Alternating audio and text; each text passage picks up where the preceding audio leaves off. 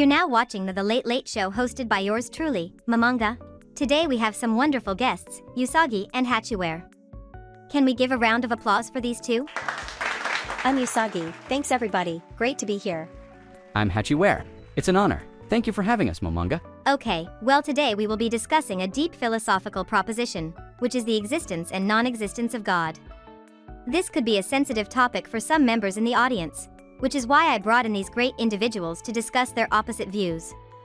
We are here to learn, so do not think this is to persuade you from changing your own beliefs. Let's get started, shall we? So Usagi, I heard you do not believe in the existence of God. Why, yes, of course. I believe God does not exist because suffrage exists in our world. Well, I see. And what about you, Hachiware? Actually, I disagree with Usagi's sentiments. I believe that since there is a universe, there is a God. Then you believe God created the universe? Yes, that is correct. Aristotle mentioned that there is a deity who created the universe, not necessarily a God tied to a specific religion, and it makes complete sense to me. How did reality or this universe initially start? Let's think of a real-world example. When we were born, we came from somewhere, and our mothers also came from somewhere. Whatever exists must come from somewhere. Wonderful explanation of your reasoning, Hachiware. Very strong and passionate for your answer.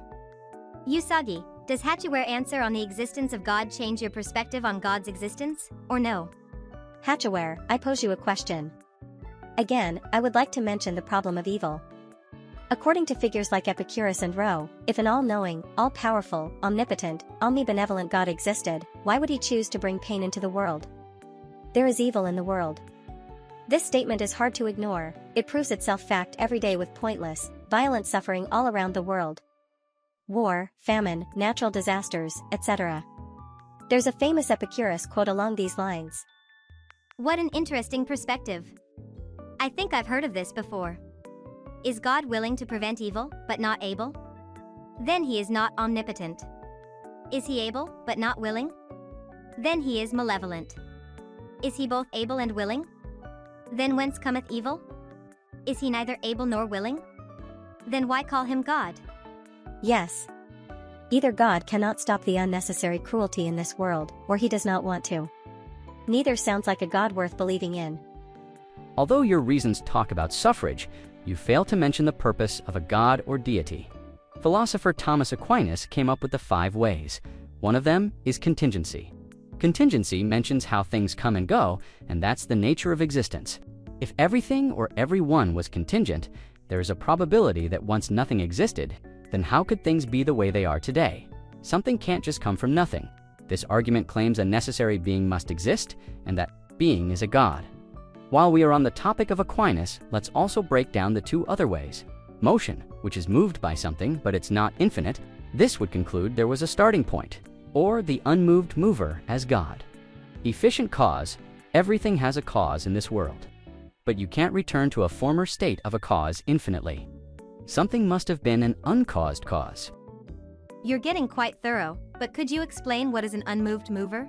Aristotle simply created the concept of a prime mover, also known as an unmoved mover, meaning the cause of the universe.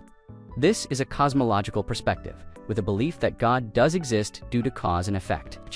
I chose to reason with a cosmological perspective, as it is less abstract compared to the ontological arguments that float around.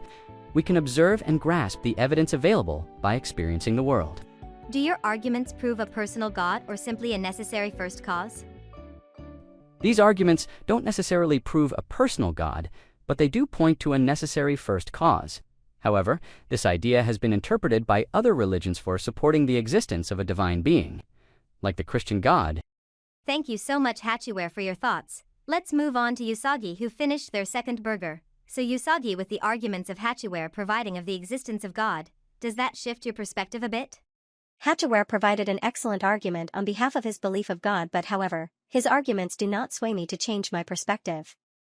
The omniscient paradox as a form of believing the non-existence of God bring up questions such as if God is omnipotent, can God create a more powerful, or can God make a stone heavy that even he could not lift it? If God has such unlimited power, it could justify that they're able to create something more powerful than he is. Maybe there is something more powerful than him, something that can do things God cannot do in his own hands. Well, I thank both of you for your time. It was an excellent brief discussion. I hope the audience was able to grasp just a little bit of understanding from those arguments, because at the end of the day there's not a right or wrong answer to this question. Thanks everybody, stay tuned for tomorrow night.